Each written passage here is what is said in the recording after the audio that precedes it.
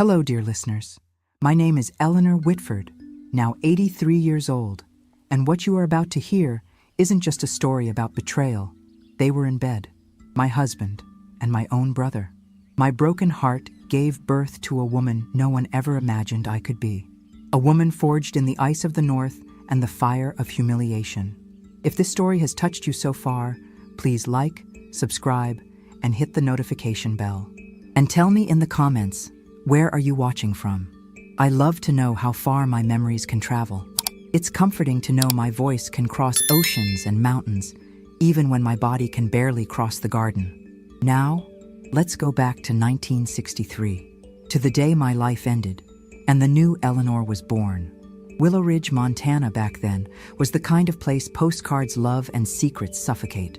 A small town, squeezed between jagged peaks and pine forests, so dense they swallowed the sunlight. Bone-chillingly cold in the winter and surprisingly hot in the summer. It was a place where everyone knew everything about everyone. Or at least, they thought they did. They certainly thought they knew all about me. I was Mrs. Whitford. I was 27 when I married Richard Whitford, the man I believed to be my safe harbor. In Willow Ridge, Richard wasn't just a man, he was an institution. The owner of Whitford Timber Co. The roar of his logging trucks was our town's soundtrack. The smell of sawn pine was the perfume of our prosperity. He was the king, and I was his quietest adornment. People admired him blindly. He was tall, with that dark blonde hair that fell perfectly over his forehead, and an easy smile he handed out like currency. He was 35, 8 years older than me, and he wore that age gap like a badge of his superiority. He's the kind of man who makes a woman feel safe just by standing next to him, I heard Mrs. Gable from the bakery say once. Safe, what an ironic word. I fell in love with him, or rather, with the idea of him, on the second day we met.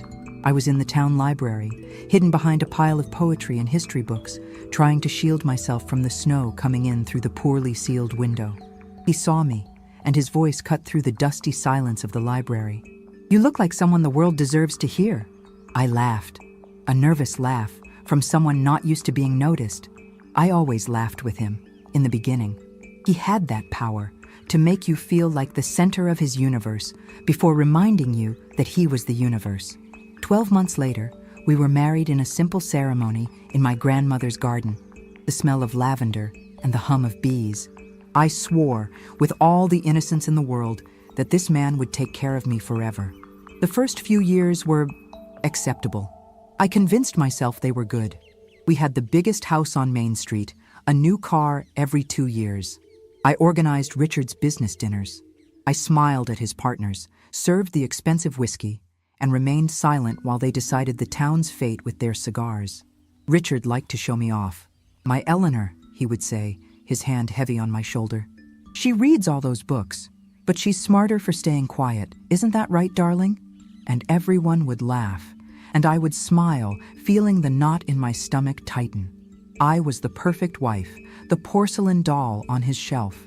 But in 1963, the cracks in the porcelain began to show. Richard started traveling more. "Expanding the business," he'd say. Trips to Helena, Missoula, and then further, all the way to Seattle. He would come back days later, exhausted, but with a feverish glint in his eyes. And he would come back smelling of women's perfume.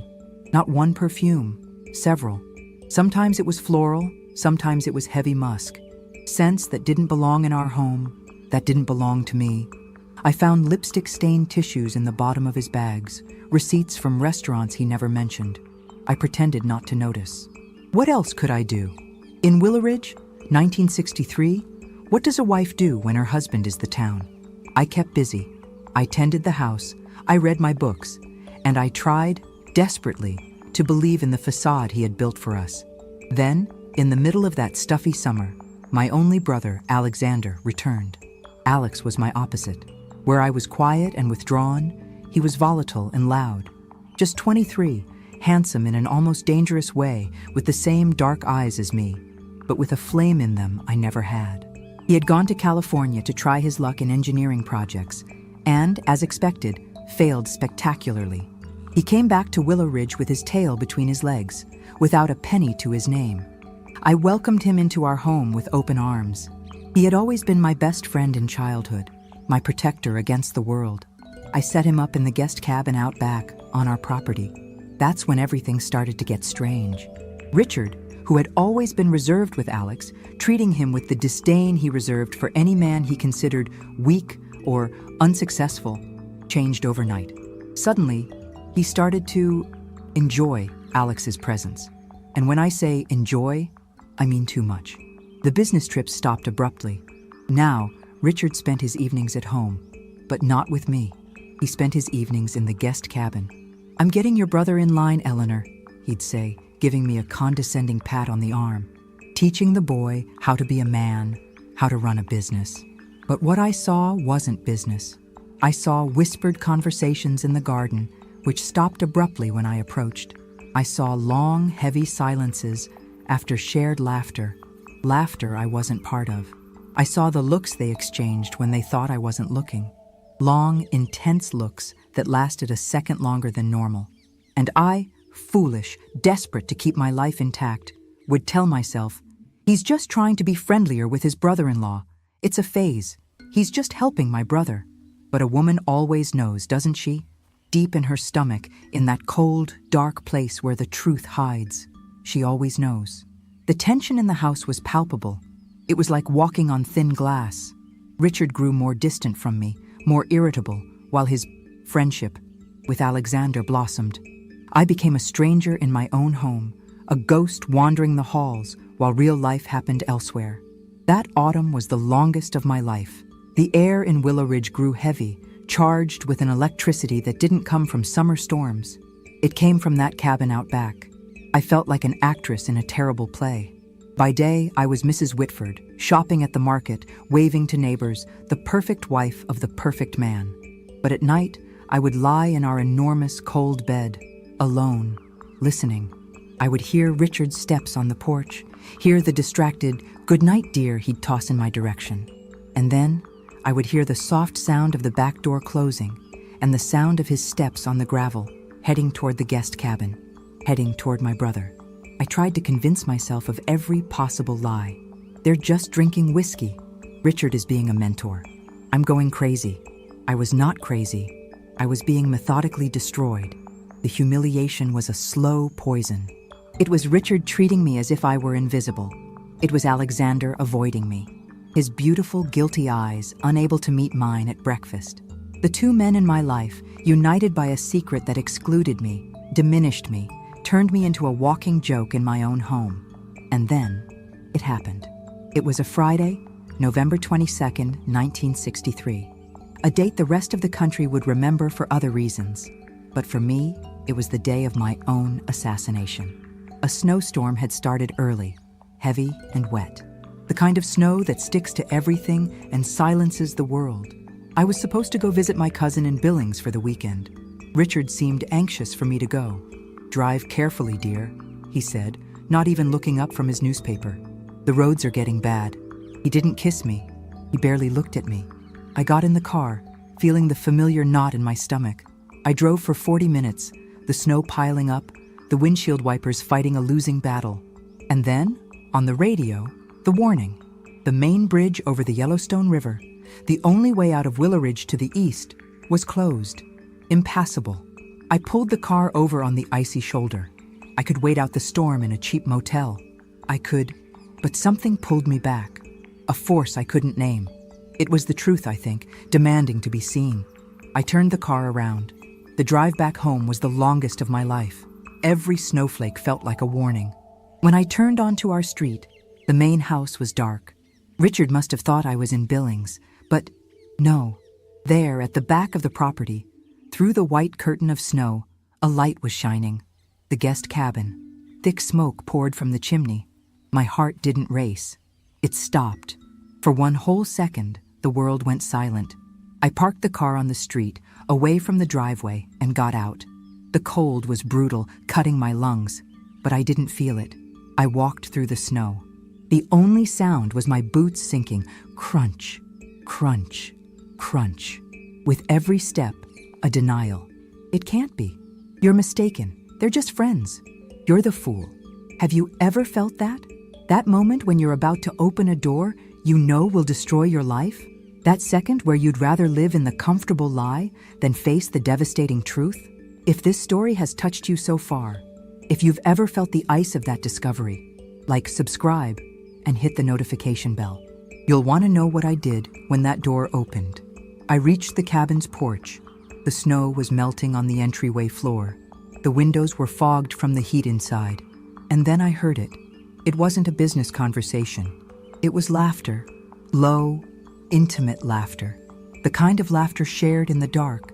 Two male voices, Richard's voice, deep and hoarse, and Alexander's voice, my brother, my protector.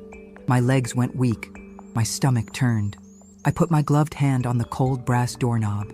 It was unlocked. I opened the door slowly, an inch at a time. The smell hit me first. Spilled whiskey and something else. The smell of sweat and Richard's cologne mixed with my brother's scent. My eyes adjusted to the dim light, and there they were. The cabin was small, just one room. There was a double bed in the corner, one with a quilt my grandmother had embroidered. Clothes were thrown on the floor. Richard's shirt, which I had ironed that morning, was tossed over the rocking chair. Alexander's boots were near the fireplace. They were in bed, my husband, and my own brother. They didn't hear me enter, not until I let out the breath I was holding, a sound that was almost a sob, almost a growl. Richard turned first. His eyes, which I once thought were kind, widened. But it wasn't guilt I saw first. It was anger. Anger that I was there. Anger that I had interrupted. "Eleanor!" he hissed, pulling at the sheet. But it was Alexander who broke. He put his hand over his face, as if that could make me disappear, as if it could undo the scene. He was pathetic, weak. "Ellie," he whispered. "Oh, God, Ellie." I looked at them both. The man who swore to protect me, and the boy I had protected my whole life. The humiliation was total. It wasn't just the betrayal. It was the lie. It was knowing the whole town saw me as the lucky wife, while in my own home, I was the joke. I was the furniture. I didn't scream. I didn't cry. I didn't throw the lamp at the wall. I just felt something inside me break. But it wasn't a loud sound. It was the sound of a lake freezing over completely, from one shore to the other, in a single second. The sound of ice turning solid as steel. Richard started to get up, panic finally replacing the anger when he saw my face. "Eleanor, please. It's not what it looks like. I can explain." "Explain," I thought. "Explain what? The logistics? The preference?" I looked at him. I looked at my brother's handsome, terrified face, and then I closed the door, as softly as I had opened it. I left the cabin without saying a word. I walked back through the snow, but the cold didn't touch me anymore. The wind howled, but I didn't hear it. The only sound was the buzzing in my brain.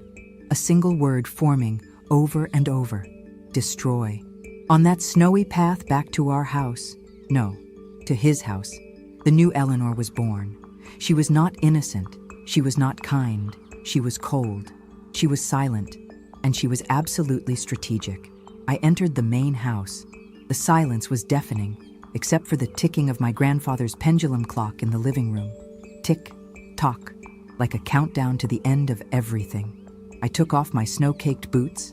I took off my soaked coat. I hung it on the rack, just as I would on any other day. I went to the kitchen. I boiled water. I made tea. My hands were shaking, but not from fear. It was from rage.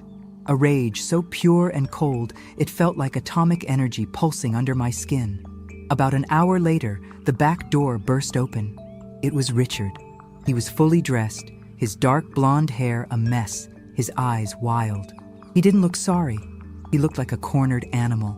"Eleanor, what are you doing? Making tea? For God's sake, say something." I turned, holding the hot cup. The warmth in my hands was the only thing that felt real. I faced him. And for the first time in my life, I truly saw him. Not the man I loved, not the king of Willow Ridge. I saw a weak man, a liar. A man terrified not by what he did, but by being caught. "What do you want me to say, Richard?" I asked, my voice barely sounding like my own. It was hoarse, low. "That, in the cabin." He ran his hand through his hair. "It was a mistake. The boy, Alexander, He's confused. I was trying to help him. The lie was so absurd, so insulting, I almost laughed. He was blaming me. He was implying my brother's weakness was the cause. "Where is he?" I asked. "He's gone," Richard said too quickly. "Packed his bags, took the midnight bus. It's for the best." Of course it was. Alexander, the coward, fled at the first opportunity, left me behind to deal with the wreckage, just like he always did. Years later, as I said, he sought me out. But that's another story. That boy broke that day just as much as I did, but in a different way. He ran. I stayed. Richard took a step toward me, trying to use the charm that always worked on everyone. "Ellie, darling, listen. We can get past this." It was a strange phase, a moment of madness. It meant nothing. "You are my wife. You are what matters." He tried to touch my face. I pulled away. "Don't touch me," I hissed. His mask fell. The anger returned. "Fine," he spat. "Be that way. Sulk. But you remember, Eleanor, who you are. You are nothing without me. This house, your clothes, your position in this town. It all comes from me. So, you are going to swallow this, whatever it is you're feeling, and tomorrow morning you will come down for breakfast, and we will forget this ever happened." He looked at me, expecting me to cry, expecting me to beg. I just watched him. And then I did the smartest thing I have ever done in my life. I nodded, very slowly, and I let one tear roll down my cheek. "You're right, Richard," I whispered. I just need some time. I'm so confused." The relief on his face was disgusting. He saw my tears not as a sign of pain, but as a sign of submission. He thought I was broken. He thought he had won. "That's right, dear," he said, his tone now paternalistic, condescending. "Go to bed. Get some rest. We'll forget this horrible night." He slept in the living room that night, as if he were punishing me. I did not sleep. I sat at the kitchen table, the forgotten tea growing cold beside me, staring at the snow falling outside. And I made a plan. Not a plan of violent revenge. Screaming and breaking plates was what he expected. It was what he knew how to handle. Pain had taught me to be something far more dangerous. Silent, cold, and absolutely strategic. In the weeks that followed, I became the ghost wife. I was a shadow in the house. I prepared Richard's breakfast in silence. I waved as he left for Whitford Timber Co., his pride and joy. He lived for that company, more than he ever lived for me. And that is where he made his fatal mistake. In the second week of December, while Richard was on a business trip, he quickly returned to his old habits, now more arrogant than ever, believing I was too docile to question him. I went to his home office. I had never been in there. It was his sanctuary. It was locked, but I knew Richard. He was arrogant and lazy. The key was under the fern pot next to the door. I went inside. The smell of leather, whiskey, and him made me want to vomit. And there, on his desk, were the company documents, the contracts, the deeds, the tax returns. I had always signed without reading. "Just sign here, dear. It's business stuff. Don't worry your pretty little head about it." But now, I read everything. And my heart, which I thought was broken, gave a wild leap. The Whitford Timber Concern was not just in his name. Everything was in both our names. Richard, in his hurry to protect his assets from taxes or creditors years ago, had made me a full partner. 50-50. He had given me the gun and the ammunition, and in his arrogance, he never imagined I would know how to read the manual. The new Eleanor got to work. While Richard believed I was at home reading poetry or crying into my pillow, I was at the library, not reading novels, but basic accounting and Montana business law books.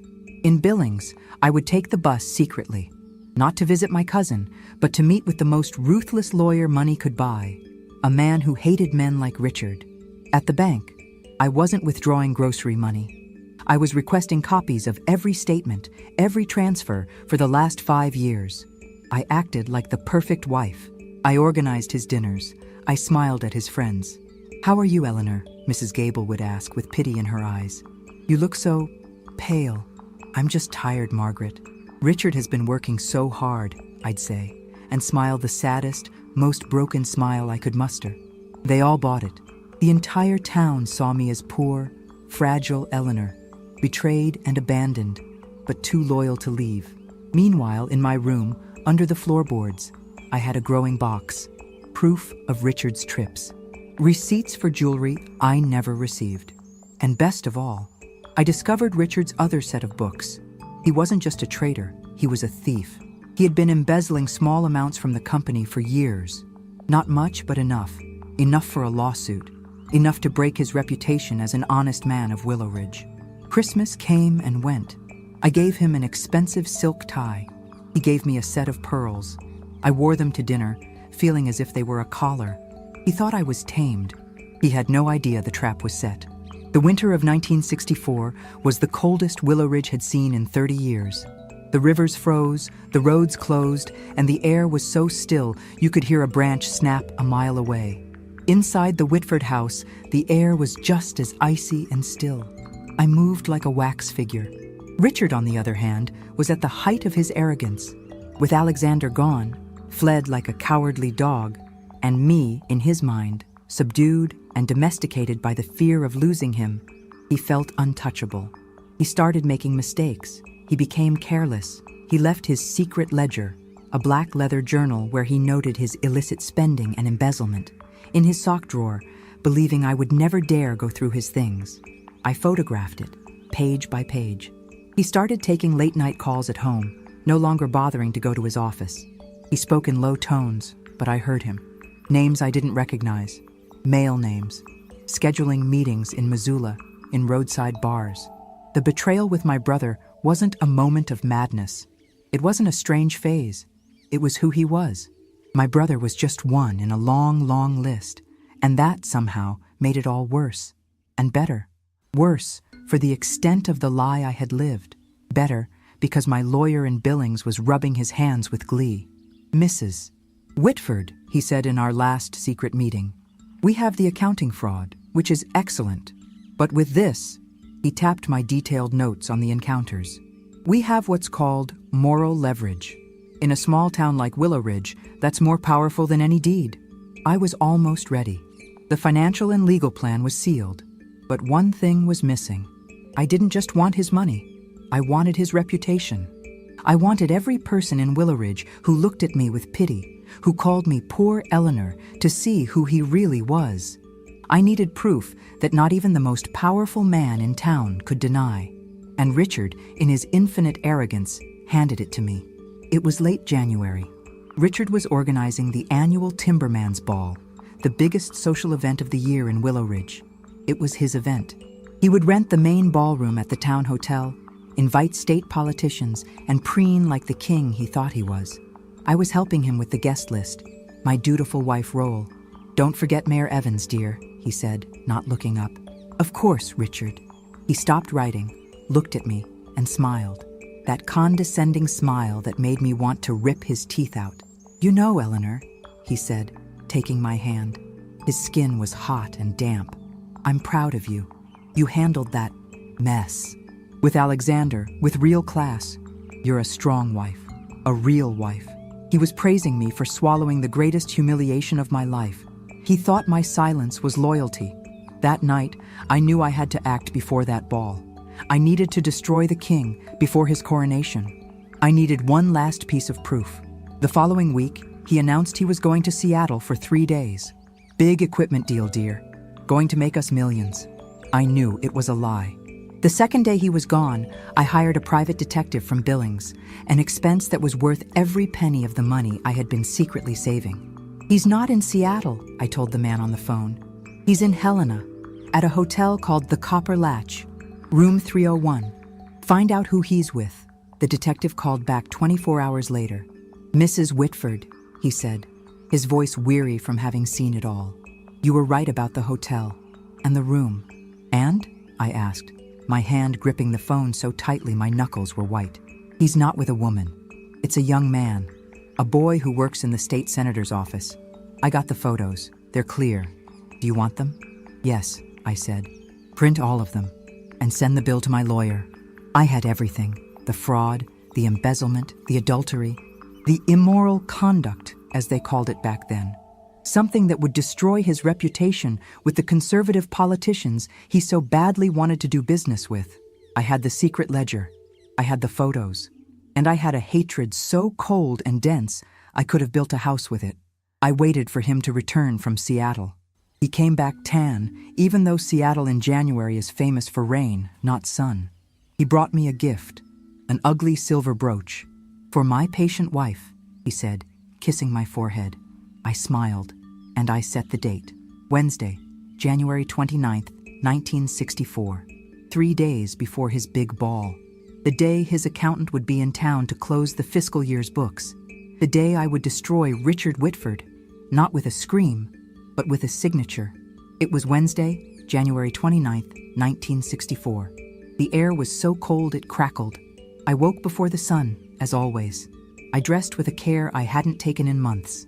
Not in one of my housewife dresses, but in my best charcoal gray wool suit, the one I saved for funerals. It seemed appropriate. I did not make breakfast. Richard came down the stairs at 8 o'clock sharp, adjusting his tie, ready for his big day with the accountant. He stopped at the foot of the stairs when he saw me sitting in the living room with my handbag and my coat. "What's this, Eleanor? Are you going out? I need you to make coffee for Mr. Henderson." I looked at him. The same pendulum clock marked the seconds. Tick, tock. "I'm not making coffee today, Richard," I said, my voice calm and clear. "I'm going to the office with you." A flash of irritation crossed his face. "Don't be ridiculous. You'll be bored. It's business." "Nevertheless," I interrupted, standing up. "I'm going." There was something in my tone, something he hadn't heard in months, something he had never heard. It wasn't a request. It was a command. He frowned, confused by the shift, but too impatient to argue. "Fine, fine, but stay quiet and don't get in the way." We drove to the Whitford Timbercomer's office in silence. Dirty snow was piled on the sides of the street. The people of Willow Ridge hurried past, heads down. When we entered the office, his secretary, a young woman named Martha, seemed surprised to see me. "Mrs. Whitford, how nice to see you." "Hello, Martha." Richard marched into his office, the big corner one with the glass window overlooking the sawmill. "The throne," as he called it. "Bring us coffee, Martha. And where's Henderson?" "He's waiting in the conference room, Mr. Whitford." "Excellent." Richard entered his office and sat in his big, expensive leather chair. He loosened his tie, already in king mode. I followed him in. But I did not sit in the visitor's chair. I stood near the door. He looked at me, annoyed. "What is it, Eleanor? You want to say something?" "No," I said. "I'm just waiting." "Waiting for what?" Just then there was a knock on the door. It wasn't Martha with the coffee. It was 2 men I had never seen. One was my lawyer from Billings, Mr. Harris, a tall, thin man with hawk's eyes. The other was the local sheriff, Patches Brody, who looked very unhappy to be there. Richard rose from his chair, the confusion turning to anger. "Harris? What the hell are you doing here? And Brody, what's wrong?" Mr. Harris stepped forward, opening his leather briefcase. He placed a set of papers on Richard's polished mahogany desk. "Mr. Whitford," Harris said, his voice sharp, "we have been retained by Mrs. Eleanor Whitford. This is a court order." The color drained from Richard's face. He looked at the papers. Then he looked at me. "Eleanor, what is this? What kind of joke is this?" I met his gaze with the calm of someone who has already died once, the calm of a frozen lake. "I took from you what you would have taken from me," I said, using the exact words I had rehearsed for weeks. "Take what?" He laughed, a high, nervous sound. "My company? You can't touch my company. You don't know anything about business." "I know accounting," I said, my voice low. "I know about fraud. I know about the books you keep in your sock drawer." His face. Oh, I will remember that face until the day I die. The arrogance shattered, replaced by pure, abject panic. He glanced at his desk drawer. You, he started to snarl. "I also know about morals," I continued, as Mr. Harris placed the second set of documents on the desk. "I know about trips to Helena, the Copper Latch Hotel, room 301. Sheriff Brody, who had been quiet, looked away, embarrassed. "And," I said, delivering the final blow, "I know about the guest cabin, and about Alexander." Richard collapsed into his chair. He was no longer pale. He was gray. "Mrs. Whitford," Mr. Harris said, taking control, "owning 50% of the stock and with irrefutable proof of criminal fraud and embezzlement, is legally dissolving the partnership and assuming full control of the Whitford Timber Co. assets, effective immediately. That's a lie, Richard shouted. She's a stupid woman. She doesn't know anything. We have the photos, Mr. Whitford, Harris said coldly, tossing a brown envelope onto the desk. Of Helena, and of your secret ledger. Sheriff Brody stepped forward. Richard, I'm sorry, but the judge signed off. You need to vacate the premises. Mrs. Whitford is the sole proprietor now. Proprietor? He whispered, staring at the papers as if he didn't understand the word. Martha was standing in the doorway, the coffee tray trembling, her eyes wide. She had heard everything. I walked to the desk. His desk. My desk. I picked up the ugly silver brooch he gave me and put it in his suit jacket pocket. You'll need this to pawn, Richard. You have nothing left. He looked at me, the man who was the king of Willow Ridge. And there was nothing there, just a pathetic, broken, exposed man. Eleanor, please, he whispered, his voice cracking. Don't do this. I love you. I laughed. It was the first time I had truly laughed in a year. A dry, ugly sound. You don't even know what that word means. Get out of my chair. He tried to fight, of course. In the weeks that followed, he tried to sue me. But the evidence was too strong. The accounting fraud ruined him. The rumors about his meetings with young men destroyed him socially. The scandal was the only thing people in Willow Ridge talked about that winter. The Timberman's Ball was canceled, obviously. In a few weeks, Richard was a laughingstock, without a company, without a good name, without a home. The judge granted me the divorce and the house, and without me. Many judged me. Mrs. Gable from the bakery said I was merciless. Some said I should have just left and let him be. But I learned something that the Montana cold teaches well. When someone tries to destroy you, you don't run. You get stronger. You get colder. You become the winter. I remade myself. I took over the Whitford Timber Co. People laughed at first.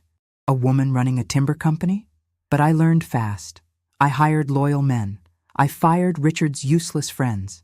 In 5 years, I had doubled the profits. In 10, I was one of the wealthiest women in the state. I became a woman who was respected, feared, and, finally, free. I never married again.